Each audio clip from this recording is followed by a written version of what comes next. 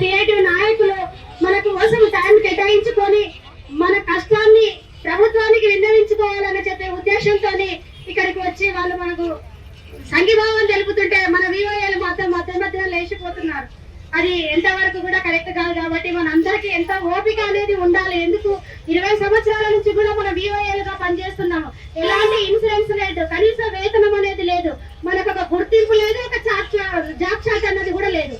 కాబట్టి మనం ఎంత ఉధృతంగా మనము ఈ ప్రభుత్వాన్ని మెడలు వచ్చే వరకుగా మన ప్రయత్నం అనేది కొనసాగించడానికి ప్రయత్నం అనేది మనం అందరం కూడా జిల్లా స్థాయిలో, మండల స్థాయిలో నుంచి, గ్రామ స్థాయి నుంచి కూడా మనము ఎంతో ఉధృతం చేస్తేనే ఈ ప్రభుత్వం అనేది దిగి వస్తుంది.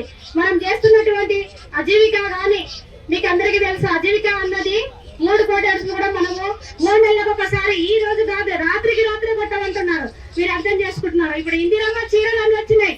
టార్గెట్ ఎట్లా వచ్చిండు, ఒక్కొక్క ఊరికి 600, 500, వాళ్ళ ఆధార్ కార్డులు, వాళ్ళ ఫోటోలు అవన్నీ మనం చేస్తుంటే సంఘం సభ్యులకు కోట్ల రూపాయలు ఇస్తున్నాం, ఒక్కొక్క సభ్యులకు కోటీశ్వరాలను చేస్తున్నాం అంటున్నాం.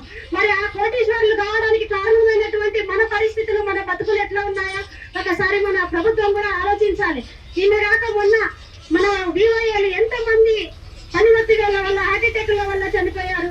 వాళ్ళ కుటుంబాలు ఎంత వీధుల పాలైనాయి కూడా ప్రభుత్వం అన్నది గుర్తించాలి. కాబట్టి మన వివోఏలు ఇప్పుడు కూడా ఈ ధర్నా కాకుండా ఇక మన సిఐటి రాష్ట్ర కమిటీ ఇచ్చే పిలుపుల మనకు